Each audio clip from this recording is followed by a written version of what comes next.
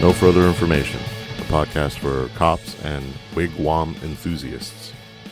A large portion of this episode is geared towards cops. The only difference between a teepee and a wigwam is the pointy top. I'm fucking serious. That is literally the only difference. Okay, we have a very serious subject to cover before we get into today's guests. We're going to hold a contest. There's no cash. Are you still listening? Damn it. You know, my ultimate dream is to make money without having to put out quality content for you people, damn it. The question for our listeners, what is brown on the inside, but white on the outside? Let me explain. We're familiar with the concept of a person of color who does not speak their native language. It's a mean term that's a little racist, but the slang is often sometimes Oreo or coconut, as in you're brown or black on the outside, but, quote unquote white on the inside. For example, a Latino or Latina who has a Hispanic surname and all the trappings of the culture, but doesn't speak Spanish. I don't think I've ever explained this to you before, but I was raised in a Hispanic household. My stepmother was Cuban. I definitely haven't explained this to you before. So I was raised speaking Spanish. So speak a little Spanish, had to use it more and more as I grew older, was raised in Jackson Heights is a very culturally diverse neighborhood and a lot of Latinos and Spanish speakers. And then, of course, getting into law enforcement and coming to Texas where, there are no Mexicans here. So I can carry on a conversation with decent proficiency. I remember I was training this female officer.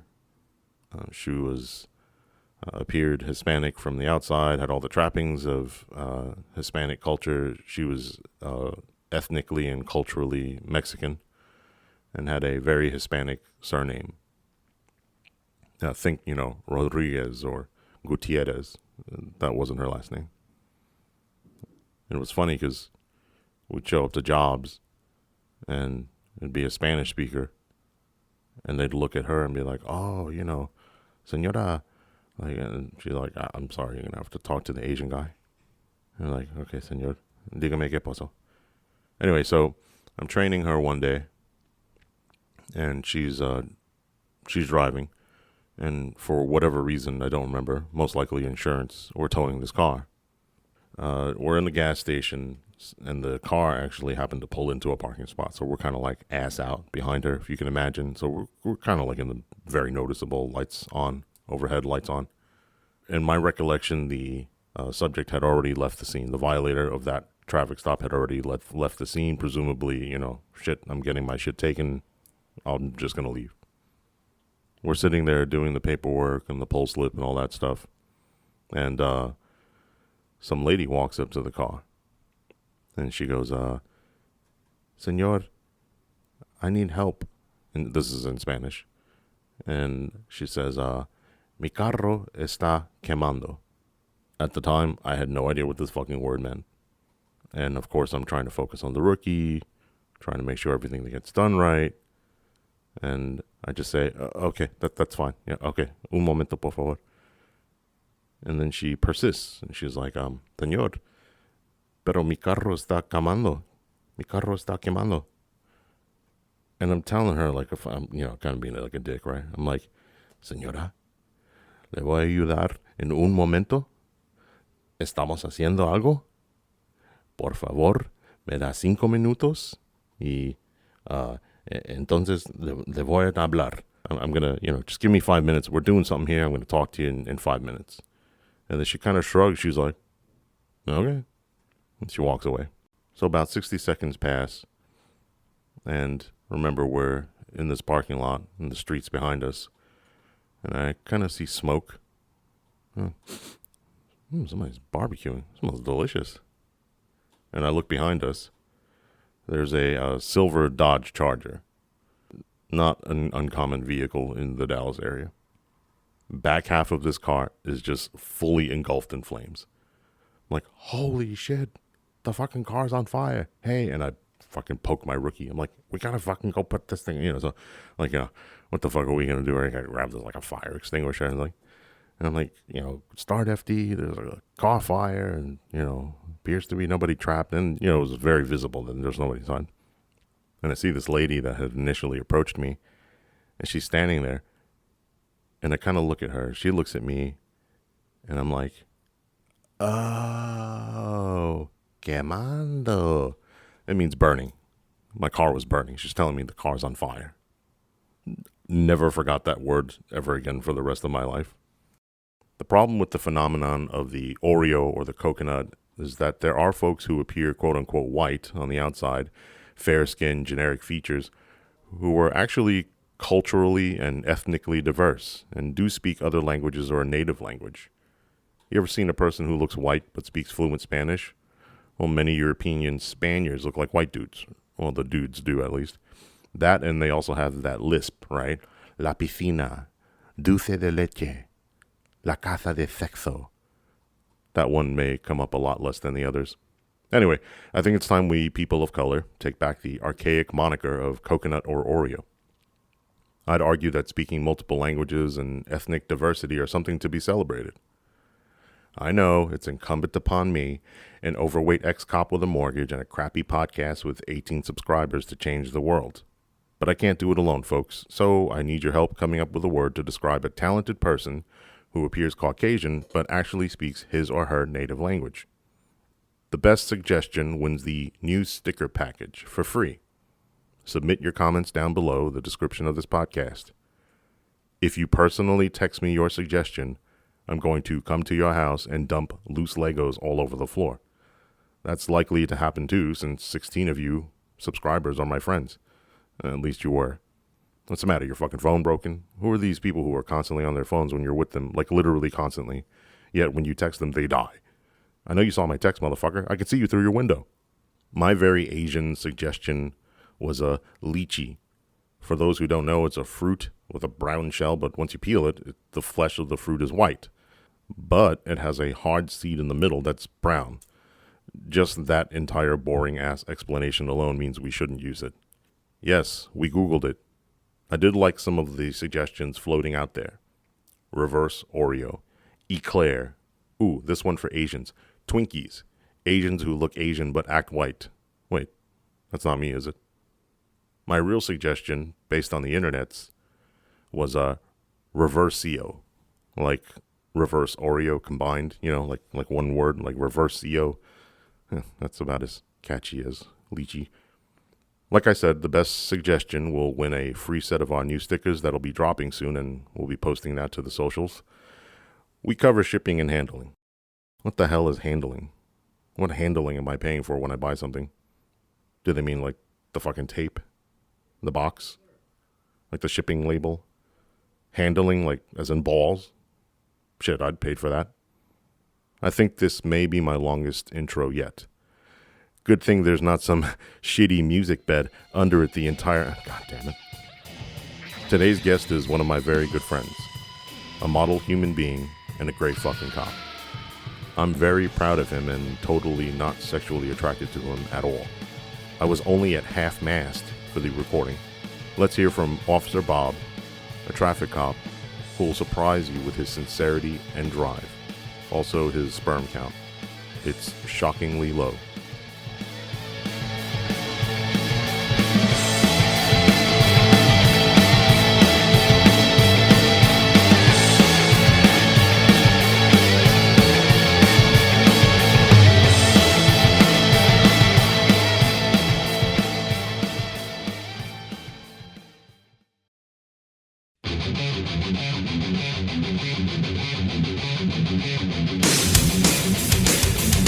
I'm Officer Bob. I'm a traffic officer at a police department in Texas.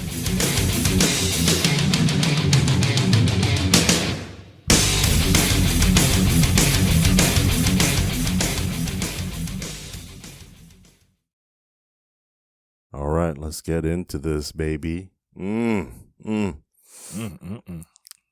do we know each other from?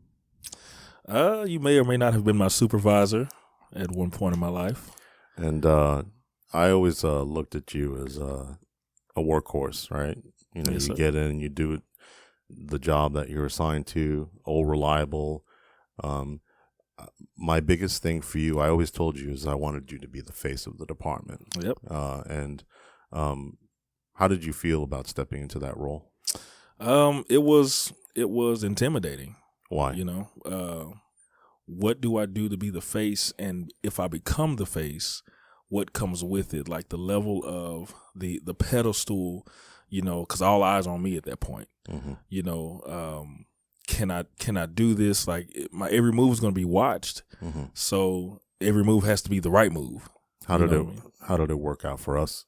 It worked out well. I didn't think I've never told anybody what my rank was on the show, but you know, I felt like I should be in the background and send the emails and, you know, comply with state standards. Right. But I wanted my best cops out there being the faces of the department, and I think you took to that well. I appreciate it. Did you get in trouble? I did get in trouble a couple of times. I had a former officer come on here and tell me about how he got in trouble. What troubles did you get into, and do you feel like it was handled fairly? If I was fair, if it wasn't fair? This is your chance to tell me to go fuck myself. I got in some trouble, and really it was, I'm going to say it was fair. It was based around communication. That's probably the most trouble I'd gotten in that ended me up on a performance improvement plan for like a month. And it was based around communication, just 100% communication. And the reason for it was very valid. It was for my safety at the end of the day. You know, one thing I could say is no matter what, if we were in the right, even if somebody felt like we were wrong, you would have our backs. 100%. Well, sure. But if you weren't in the loop, you couldn't have our backs. Did you learn anything from that? I learned a lot. Yeah. I learned a lot. What'd you learn?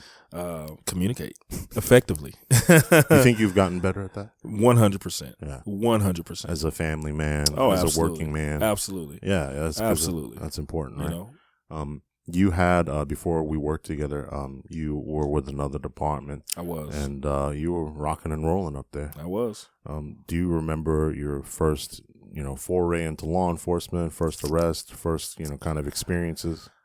I don't remember my first arrests not too well. I know they were assault, family violences, you know. My first few traffic stops, I remember those very well. What was your experience with those like?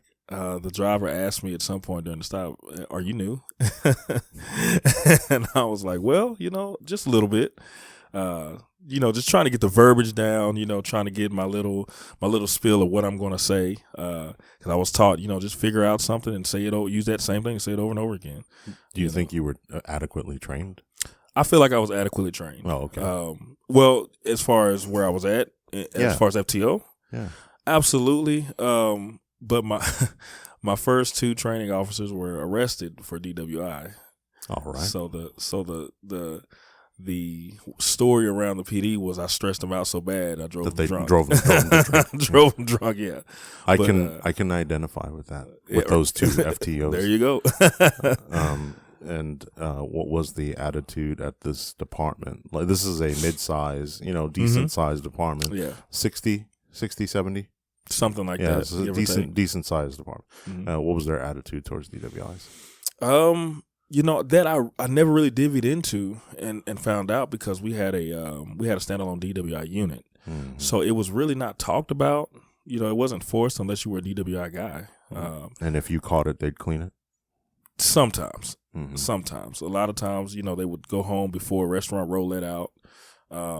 Sometimes, you know, they just didn't want to come out and work because they had their own schedules. So a lot of times you had your own thing to deal with, and you know, they weren't always there to walk you through it, you know, hold your hand. So then you came to our department before I got there.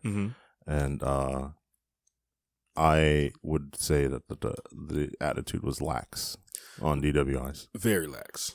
I don't think, as in non-existent. Non-existent. I was about to say I don't think I even heard of a DWI at our department until you got there. And then I think I told you in no uncertain terms that you will arrest DWIs. You told me that, and you told me I will be at the SFST refresher every single time you did it, even if it was 2 weeks between each other. I had to be at every single one. I don't think I said that. Although I missed a couple. We ain't going to talk about that. And when you're when we're working together, and what's the atmosphere? What is arrests, being a cop, making self-initiated? How did you feel? It was 100%. You went to the academy. You're a cop. Go be a cop. Yeah, I mean, you have a shield and a gun. You have a shield and a gun. Do things the right way, and I got your back. We stood out a little bit in our area, mm-hmm. but eventually, I think through the natural course, our entire department stood out a little bit. Yep. And obviously, I'm talking about the racial makeup of the course. department Of versus course. the surrounding area. Did you feel any of that down there?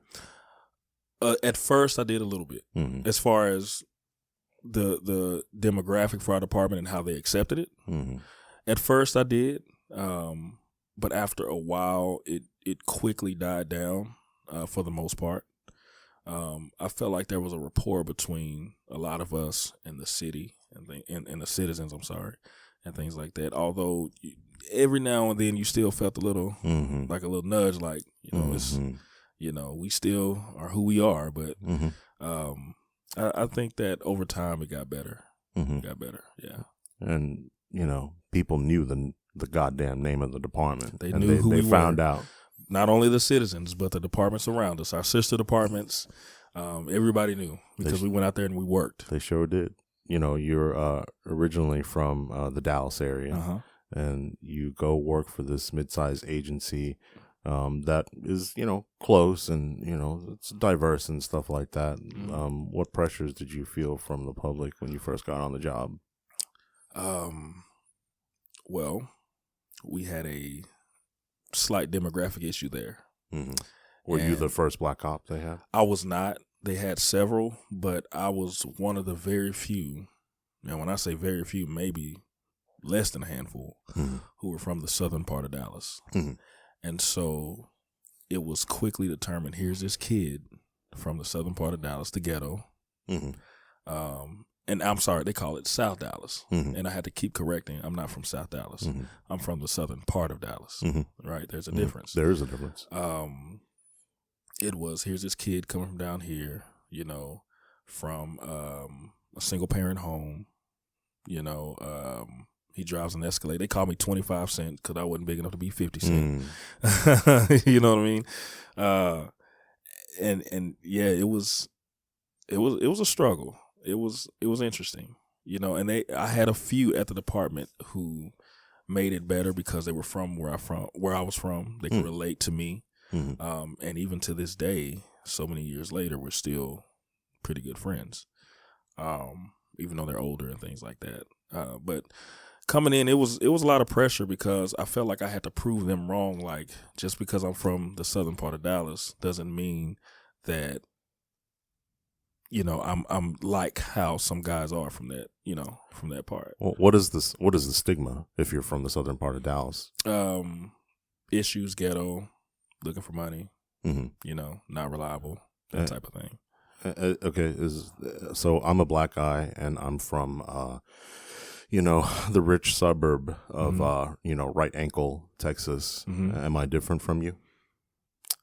No, you're not. You're not different because I mean, we're in this together. We're in this together, yeah. We're both two minorities in this largely white department. Absolutely. And so now. Well, I'm sorry. Are you asking that as far as the department? Does the department look at you different from me? Yeah, I mean, just in general. I mean, generally no, but the department I was at, absolutely. Okay, that's what I'm hitting on the interdepartmental dynamic. Yeah. And how do you overcome that hump?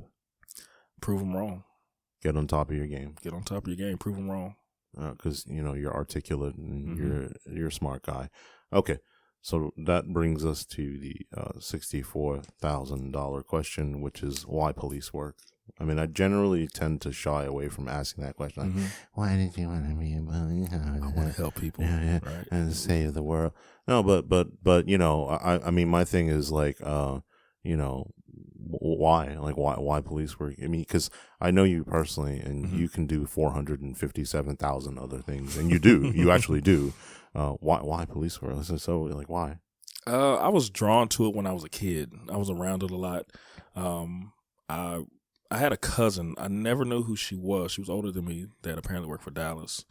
My dad was military police. My uncle was a DEA agent, and so, you know, kind of just wanted to do things in the community and wanted to be positive and kind of be like my peer, well, not my peers, but the people around me. You know, my dad was a military cop, even though I didn't know the difference between military police and city police. You know, it was all the same to me at the time. You're dripping with positivity.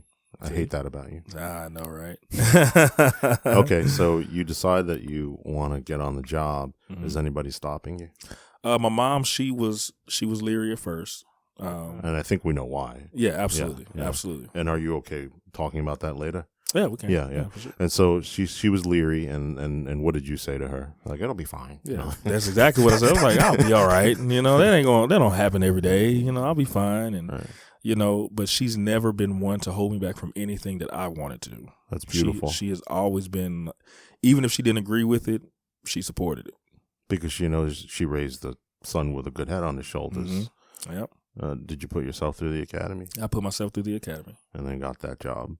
Okay. The first one to get the job. All right. So there's this weird dichotomy that exists with you. And this is what I mean. You're cool, calm, and collected. You have been placed in stressful situations, usually by me. And it's like water off a duck's back. And, you know, you're so professional, smile on your face, amiable, personable, you know, gigantic penis. But you're a sensitive guy. Your heart is warmed, and it can be touched. The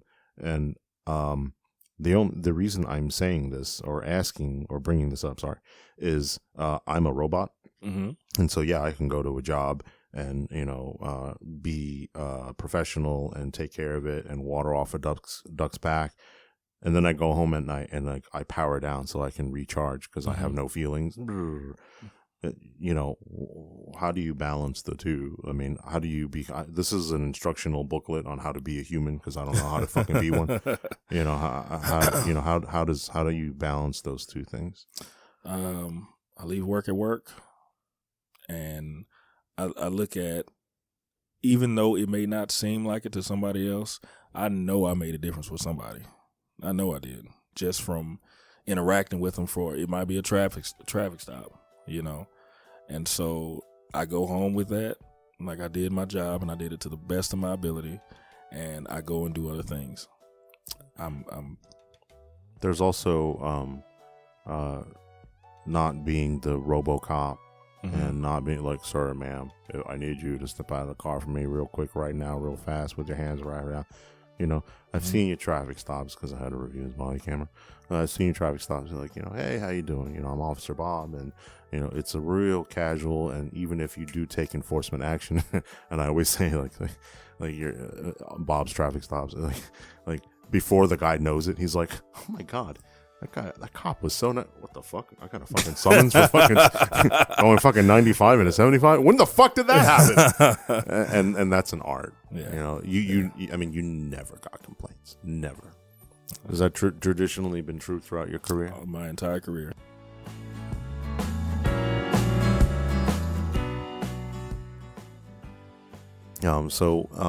Talk to me a little bit about mental health and resilience. It's a problem not a problem. It's a topic that I try to bring up usually.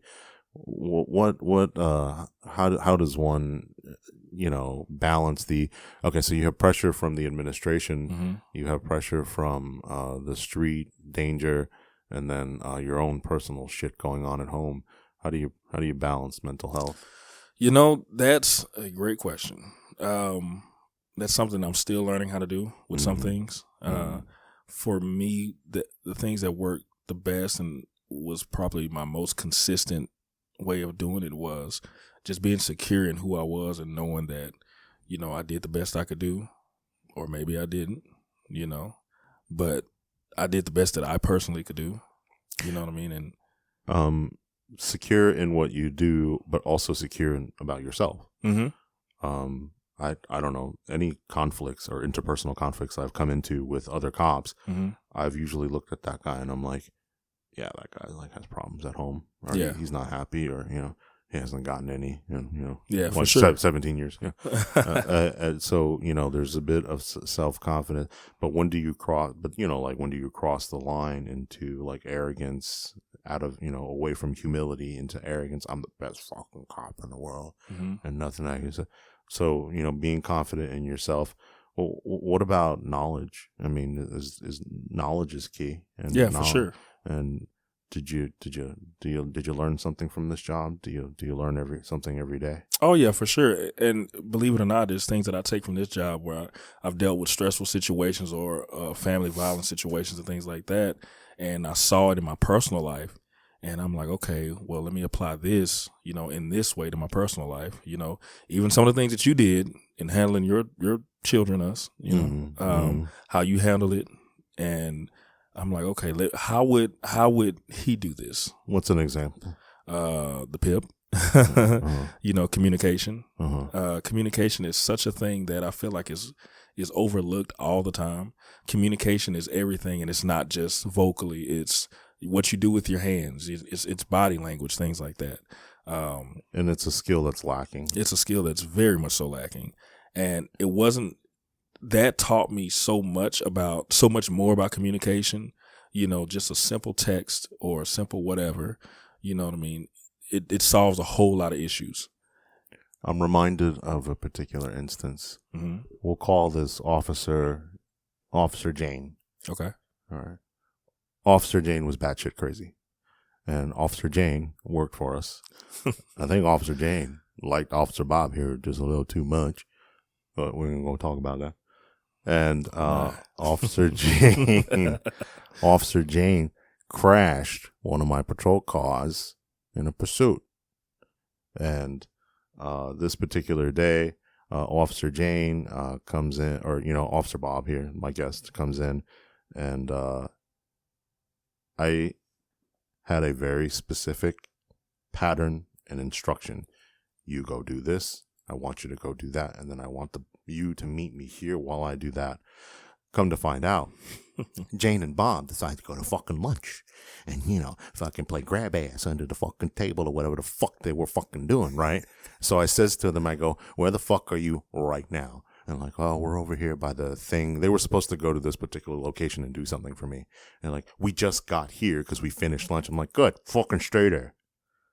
And so I fucking come flying in. And I'm like, come here. Yeah. I remember that. I don't, I don't know if I'm looking at my producer. I don't know if you've noticed, but I have some anger issues. A little bit. Yeah. He's making a face like, like what? So I felt badly yelling, but in front of. I'm curious. What was? Do you remember that? Do you know? I remember. I know exactly what you're talking about. What was that? What was that like? What was that day like? Or how did it? Was it justified? Not justified? Did I overreact? I was being a dick. It was. I don't know if it was. Maybe it was an overreaction. I think it was an overreaction. Yeah. Due to stress, caused by her, admittedly, and a little bit of me, because there was one specific thing that you had told me always, and it was basically, do not ride two-man unless you're instructed to do so. Pretty much, remember that? And so I hopped in the car. Well, tell somebody. Because it's tell somebody. Yeah. When you work in a smaller department, rural area, it's uncommon to ride two man. It's usually solo elements, and it's almost perceived as like a waste of an officer. Two elements on the street versus one. Yeah, it'd be nice to have a 2-man element, but we're not going to too many jobs that require two. And I get it, right? For city, yeah, 2-man elements. But go ahead. I'm sorry. Yeah. So basically that, and I thought nothing of it at the time. I'm like, we're just. All right, I'll go with you. Oh, I know what you were thinking at the time. Oh, man. No. Yeah. I don't know where Officer Jane is. If you're out there. Shout out. I'm still right here because I know. Holla. I know some things, might have been going through lately. But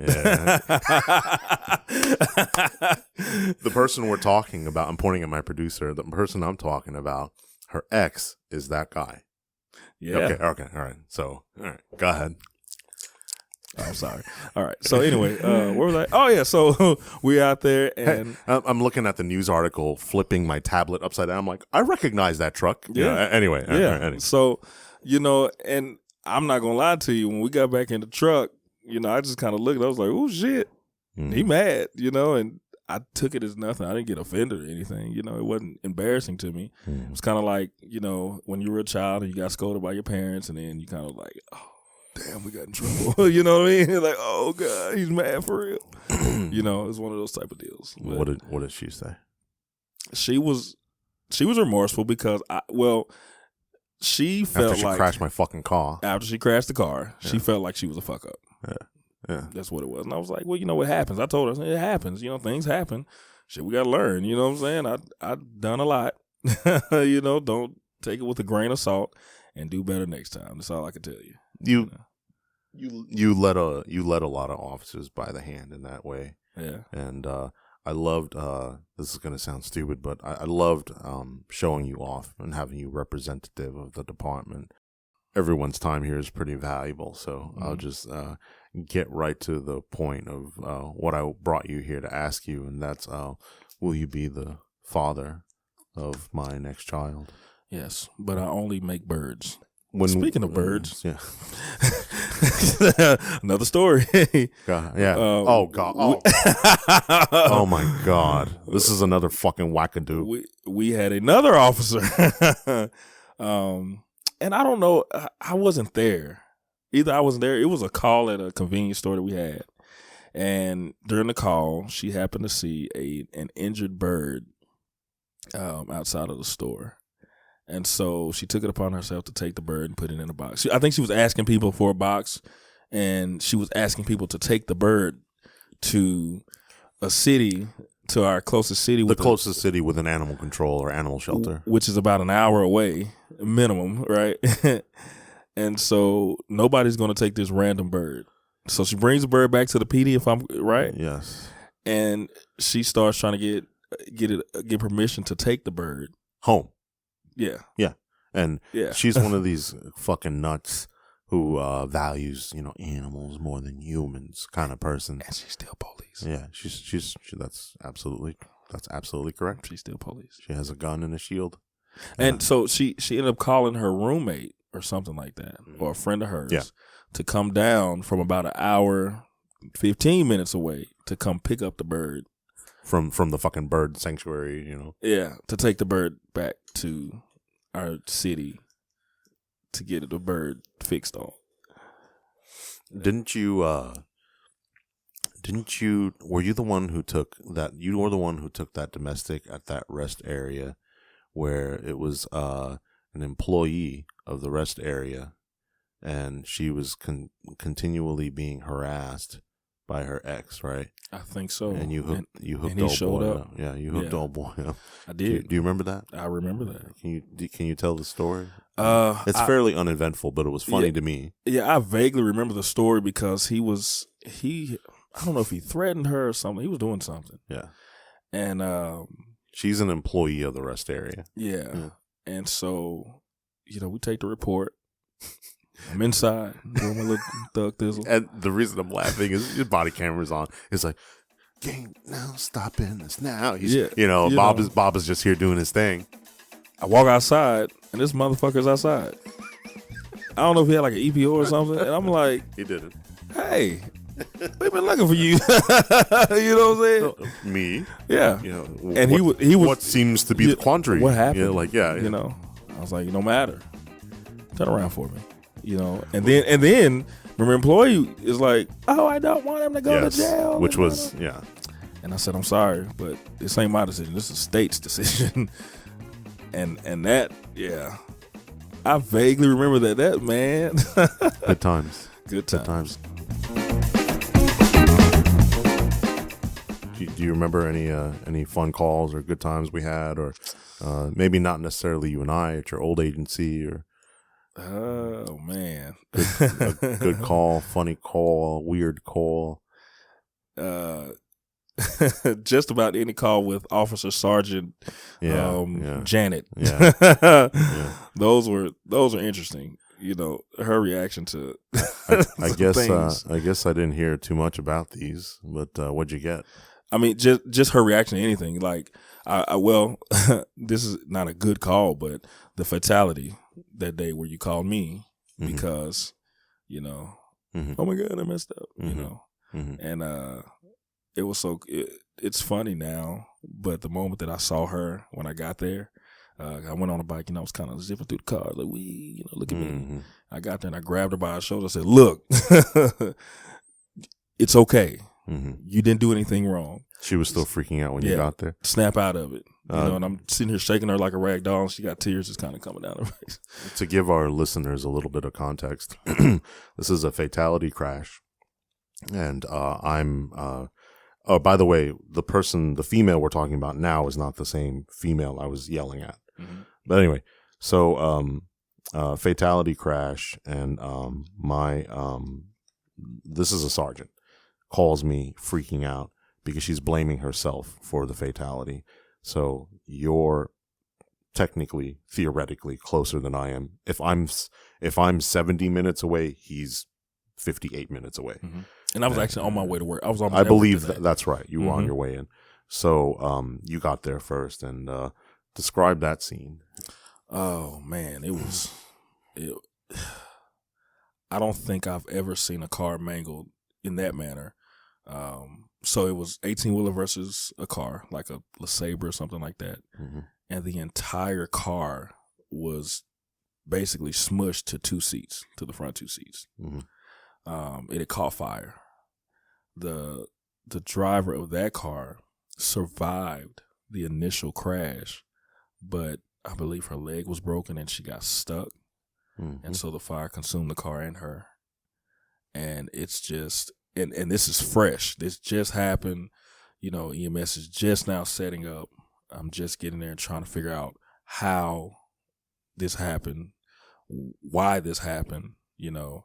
And we got the semi truck hit the driver. He's distraught because he sees the reality. Right, yeah. He sees the reality, that truck was on fire for a little bit, and at the time, we had another officer who was actually an FTO, and he had never seen anything like it. So he's off to the side, and he's, you know, his lunch is coming out because he can't handle it. And so here I am. I'm the only one that has any type of I mean, I'm the only one that's composed. Like, all right, let's figure this out. We got a crash report to do. Let's get to work. I'm trying to make a bad situation better by telling a funny story. So as you can imagine, you know, you come on scene and you're taking measurements and stuff, and you're out there for a long time. You need a drone shot and all this other stuff. But traffic has stalled to one lane on the right, and they're passing through, and there's a minor crash. Oh my God! So I go, Bob, can you go grab that crash? Yeah. So Bob goes over there and he's doing it, and she was a bitch. She was a super bitch. She was, and she was the one that caused. She was the one that caused the crash. It was a tap. It was a tap that cost her a suave mirror. She tapped a trailer or something like that. And the trailer was not a CMV, but it was a company vehicle. And he was like, I do need a crash report. I'm like, all right, fucking in the middle of this fucking, you know, chaos, right? And she was like, he hit me. And he was like, sir, she was trying to get over and my trailer clipped her. You know, he hit me. And then she got a citation. I wrote her a citation. So I go, Bob comes to me and he's like, yeah, I'm taking this kind of being a fucking bitch. I'm like, oh, okay.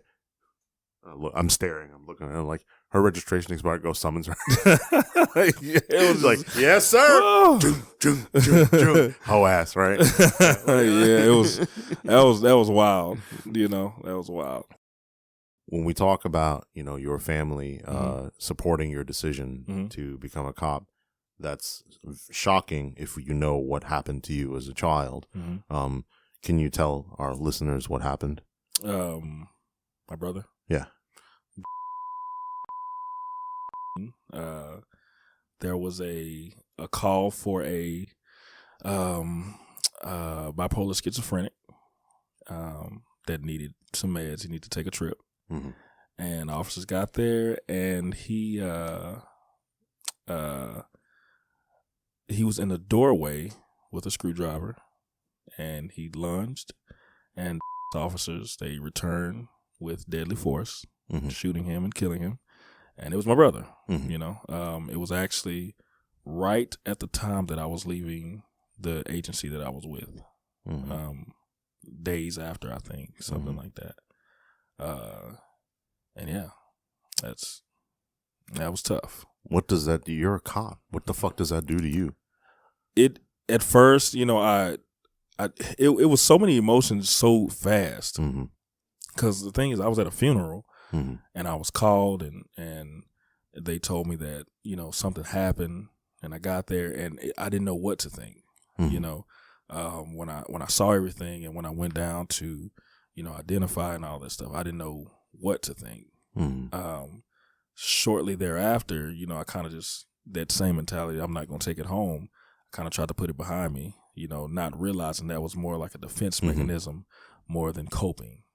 You know, about a year later, you know, those feelings manifested themselves big time. Yeah. And they manifested in a way, it wasn't an emotional way, it was my work ethic. You know, it started affecting me mentally, and my work started just dwindling. Well, my response, you could take this job and shove it off your fucking ass. I'm not going to be a fucking cop anymore. You murdered my fucking family member. Yeah. And then with that, I was kind of like, well, I want to see everything that happened before I pass judgment on XYZ, because my family was irate. Sure. There were protests. There were things like that, you know, and I never will forget, the guy from CNN reached out, something Anderson, something like that. Anderson Cooper. So he reached out, and I told one of my brothers, I said, the number one thing is I don't want them to know that I'm police. Right. Don't tell them that I'm police, because now they're going to jump all over. They're going to jump all over. Yeah. And so even there were relatives that didn't know I was police at the time, that I didn't tell that I was police, because I wanted to see from the third, what is the third person, something like that. You wanted to see it from an objective perspective. Yeah. And did you get that opportunity? I did. And I did. And this is your brother. This is my brother. And I saw what they saw, and then I saw what the officer saw. And I determined myself, I said, there was no way out of this. There was no good way out of this. What a fucking mind fuck. Yeah. It was going to be bad either way. Could they have said something differently? De-escalated something? Honestly, I don't know. Because you want to pass judgment, right? Don't you want to? Yeah, absolutely. You want to be able to say, be like, you fucking, I'm going to sue you and own everything. That's what started happening. Yeah, right. And but you stepped outside yourself. And I'm like, and it was probably one of the hardest things I've ever had to do. Jesus Christ. Because now this is my blood that and I'm cleaning up, you know, my brother's blood, and I never will forget it. I mean, to this day, it's like it happened yesterday, right? And I can't even get on one side or the other. No, you can't. You can't. There was no way. That was literally, and that's what the officers had said. They were remorseful, but that's what they said. They were like, we had to. Oh, tell me about that. You said that, I mean, who reached out? The shooter reached out to you? No. Okay. So the department. When they did the whole investigation. Yeah, after a shooting, and all that, the cops were investigated, of course. Yeah. You know. So we had all the body cam footage from start to finish. And you know, the cops are charged with homicide. I mean, murder. With murder. They are fucking formally charged. 100%. Yeah, 100%. Regardless, and that's of whether, when I learned that. I didn't even know. Yeah, regardless of whether it's justified or not, they're charged. There's a fucking affidavit, a warrant, and it's presented to the grand jury as an information. They lose their guns and everything. They lose their gun, and the grand jury no bills them. So that ends the criminal charge. But yeah. And so that's when I learned all of that. But you know, we're going through this process. So I'm looking at all the videos, and I'm just looking, and I'm looking over and over again, and I'm trying to see if I can everything. Right? Yeah. If I could see just one little thing that I can just grab onto, like, okay, there it is, right there, and there was nothing. Oh my God. And so I never spoke with the officers, but I happened to speak with somebody who was close to one of the officers, and he spoke through him to me, and he was like, "Man, he is so sorry And I didn't at the time, I didn't want to talk to him, not just being, not upset. It was just too much emotion. It was too much behind it. Of course. I don't even want to deal with this. You know what I mean? Because the shooter finds out that you are on the job. Yeah. Oh my God. Yeah. And so, I mean, could you imagine if you got involved in an OIS, found out that the victim was, a cop's brother? Like, oh my God. Yeah. And so knowing, going back to being different, if there could have been anything different, that's where call notes and things like that come in at. Look at your call notes, look at your call history. What have we been here for before? And was there history? What happened? Was there history? There was history. Yeah. There was history. Yeah. I don't think they knew of the history, if I remember correct, but there was history. And speaking from my brother's point of view, he was never the aggressive one. He never was aggressive. He, after he developed the schizophrenia, because it wasn't always there. Yeah. After it happened, it was kind of like, he's having one of his episodes. Take him down, get his meds, right, be fine. Right. And it's not like you guys weren't in his lives. Right. I mean, you guys weren't in his life. Right. Okay. So does mom say to you, "Oh, Bob, did you watch the video? What'd you think?" Did she? No, because mom was for a long time was in a place of I'm the reason that my son is dead because I called him, and if I didn't call him, he wouldn't have died. What guilt to carry. Yeah. And then we discovered that where mom was standing at, there was a bullet hole in the doorway that could have hit her in the head. So we never crossed that line. It was a long time before she could go back to the house, a very long time. And we never spoke of, I was never judged about my choice to stay in this career. There was never any love lost. It was never anything like that. That's mom right there. Yeah. And actually, this was actually not even my blood. This is not my birth. Right. But she still to this day cared for me the same way. Beautiful. And never judged me. What a human. Yeah. Okay. Yeah. Now, here it comes. If I'm you, I'm like, you can take this job and shove it up your fucking ass. There's no way. Well, you continued the pursuit. Well, no, I did take time off. So, we know about that. But I'm saying, like, I'd be done. I'd be like, you can fuck off with this. I'm going back to plumbing school. Yeah. But you picked. I stuck with it. And what is the, I know I still have a purpose. And even if it's to bring awareness to that, even though I'm not a CIT officer or anything like that, but if I can bring awareness to that, if that's what my purpose is, then so be it. I fulfill my purpose.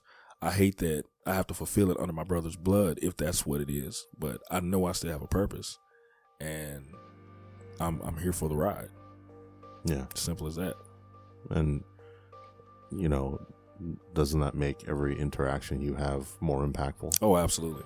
And when you have had to go yourself, because you and I have been to some together, CIT calls, I mean, you view it with a different lens, right? Absolutely. Absolutely. And it's this, because sometimes those guys need to be heard. Sometimes they need to be understood. It's almost all people. Well, yeah.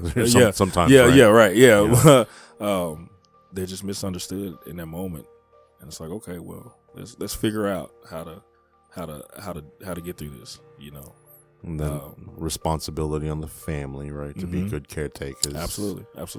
And then an onus on or police to develop speaking skills. It's funny, doesn't it all come back down to communication? All comes back to communication. Right. You're not going to talk to a douchebag rich white guy who doesn't want to sign the summons the same as you would a CIT right subject. But at the same time, there's a lot of CIT that you don't hold to a certain standard. It's like, you still know the law. You still know what you did was wrong. Sure.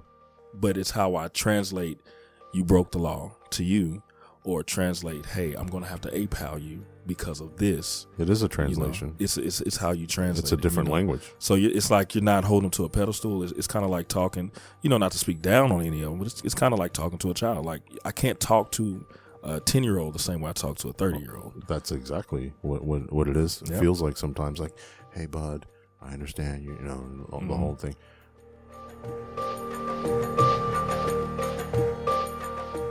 I've made fun of you for not having too many stories, but the reason he doesn't is he's a traffic unit. He's a motor jock. Yeah. And so his job is only to write summonses. But as would often be the case, because my yellow ass constantly on the street making arrests, you'd be called out to assist me because you were the closest element. And you get to us fast. Do you remember the guy I arrested for a fictitious insurance card? And that big old doughy boy? I think so. He was and he swore that it was real. He had his wife on Bluetooth. Yeah. I was like, I'm gonna fucking arrest you. I'm gonna arrest her fat ass. I'm gonna arrest your fucking dog. You know. Yeah, and then after the collar, I was like, you want to go eat? Yeah. And Bob's just over here looking at me. He's like, whoa, like you lit him up. What do you remember about that traffic stop? His face. Yeah. He went from thinking he was convincingly lying to us to, well, I'm gonna call my wife. he was an Urkel. Yeah. He was an Urkel. Yeah. And he was black dude. Yeah. And just like super like oh, I got this. Like I'm fooling these cops. Oh yeah. So at the point that I called you, I'd already made up my mind. So I'm like, sir, can you step out of the car? Just come on over here back and talk to me. Well, I'm on the phone with my wife, and I'll never forget this because the wife's on Bluetooth, right? I'm like, you can put, because we're walking away from the car, right? Out of Bluetooth, right? I'm like, you can put it on speaker. And I give him a speaker, come to the back, and I'm like, look at me. This car, and I hold it up. I'm like, this car is fake. Yeah, you know it's fake. That. And I've like, you read the statute out and everything. Tell me. From your perspective. I mean, it was like first off, so many things he did was like poetry in motion, but this was like poetry, this Shakespeare shit on the side of the road. You know what I mean? And he's hauling off the statute and the transportation code and all this stuff of everything he did wrong, and I'm looking like, damn, I didn't even know that. That's what that is. You know what I'm saying? Fucking traffic guy. I'm like, I ain't never seen that one, you know what I mean? And he just hauling off, and here I am, I'm looking at my phone, so I was able to write citations from my phone, right? I get on my phone and I go to the law app and I'm typing in what he's saying, reading it. I'm like, is he lying? And there it was right there. I was like, how does he? It always seemed like he knew exactly where everything was, like he wrote the damn book. Section 900. Yeah, you know? and I asked him often, and you can attest it, I asked him often, I'm like, how do you do that? Because I'll know it's there. I can't tell you where it's at, but I know it's there. Some of them I can, the common Sure. stuff. But some of the things that you never see, he's calling it out like it's his ABCs. And I'm like, how in the hell do you do that? It's just it's beats. It's repetition. Yeah. It's getting investigating and digging. And we had a recent, I'm looking at my producer. We had a conversation about like fictitious insurance tags. And I asked him, I said, did you get many? He's like, no, I didn't get any. I'm like, oh, you didn't get any? Like we worked in the same fucking county. And, a lot of people don't get many fictitious insurance cards, and then started wondering. I'm like, is it me? Like, am I doing something wrong? Mm-hmm. But it's just observation, slowing down, taking your paces, and now that you're, still sexy but older and wiser, how do you approach calls and stops and a little more observant, less complacent? Yeah, for sure. Yeah. Where I'm at now, we have a CAD system, all that stuff. And so looking at the call notes, and when I'm listening to it, I'm already playing in my head what I could have already. It's something that I started a while ago. Like, your experiences inform you. Mm-hmm. And then when I get there, this is what they said. This is what I think I have. What else I got? Does anything else fit from what was being said? Because a lot of times, you can say something and it sounds like one thing is something totally different. Go beyond the scope. You know what I'm saying? You could say, hey, this guy, he shot a gun at me, you know what I mean? And it not be like a deadly conduct situation, maybe an act of assault. Mm-hmm. You get what I'm saying? Yeah. So, I'm like, what I go in it, I have a feeling I know what I got. Now, what else do I have Is there anything else? Just kind of looking around and kind of doing like the Matrix thing, like slowing everything down. Mm-hmm. It doesn't have to go fast paced. I can bring this all the way down to my speed to where I can comprehend better. That's you out on that fatality. Mm-hmm. Yep. Slowing everything down. Hold on. This going too fast for me. Let me slow it down to my pace because we have time. There's no time limit on, on calls per se. There's no time limit. So slow it down, bring it to you, bring it to a level where you can understand and you can dissect it and you can do what you got to do the best way that you can effectively, within the means of the law. And you'll be all right. So fast is slow, smooth is fast. Mm-hmm. That's what it tells in Motors. Yeah. And as we wrap up, one of your functions, and I love this about you, is that you will often do funeral processions for different people, different cops, for free. And what satisfaction do you get out of that? So many people came before me and they did this job before me, and I know that if it were me, they'd be there.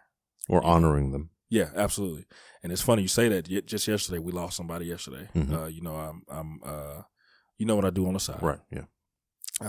Prostitution. Yeah, absolutely. And so yesterday, I got a call that one of our riders had went down, and he didn't make it.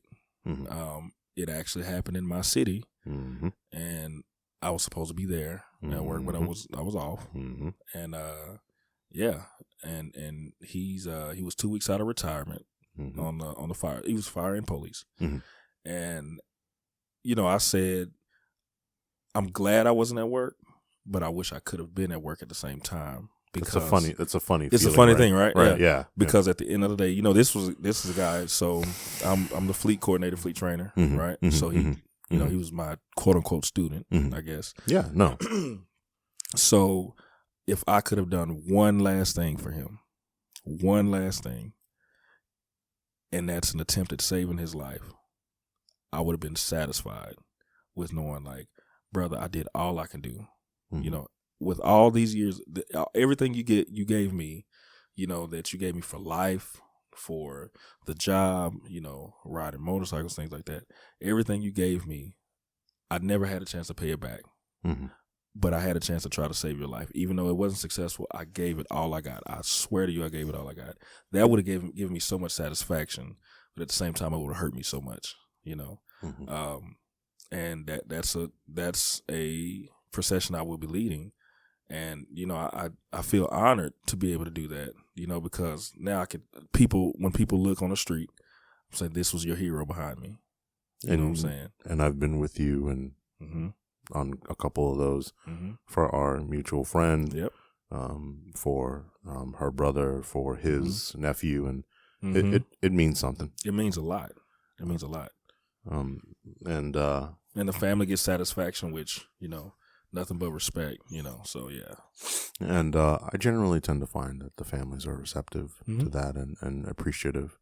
It's almost like. Not to say I don't want to use the schlocky term. It's the least thing we can do, but it's one more thing we can do. Impressive. You have trauma. You have a rough childhood, a lot to prove, and you go out there and you smile and you're I'm proud of you. Thank you. But overall, what's the goal? I mean, you're going to do this forever. Here's the thing about my guest is he has a ton of stuff on the side. He doesn't need to, fair. You don't need to do this. Yeah. What's the goal with law enforcement? I think we were talking about this just the other day. I think that, going back to purpose, to be one of those blueprints of, this is how you can do it, you know what I mean, and get satisfaction out of it. It's more than helping people. You're giving back to so much. You're servicing. You're giving a service to your city, a service to your community, things like that. And I have young children, right? And to be a blueprint of what it looks like to be a man outside of the house. Mm-hmm. You know what I mean? Mm-hmm. Hey, my dad, he went and he did this. You know, he served his community. Mm-hmm. You know, he trained these guys. He helped this, and he helped change the stigma of, you know, where you're from doesn't determine where you're going. You know what I mean? There's your tagline for this episode. There you go. Where you're from don't determine where you're going. You know? And so you can do anything you want. You can make a difference. It only takes a second to make a difference. Right? So I think, I don't know, just being, I guess to sum it all up, I feel like I kind of just vomiting things. I guess to sum it all up is just to be the blueprint for the next guy that's coming up that says, oh, hey, I want to do that job. You know, well, in doing that job, how do you want to do that job? Or who do you want to be like? I want to be like him right there. I want to be like you. I want to be like you. No, Well, I want to. Yeah. No, me want to be like you. You want to be like me? Do you want to be like me? No. No.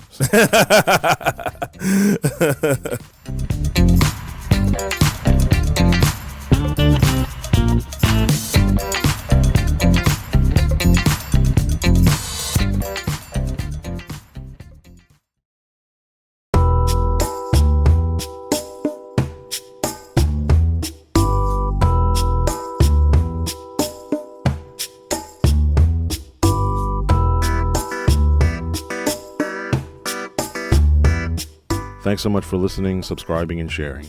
Please rate and review the show and follow us on all platforms.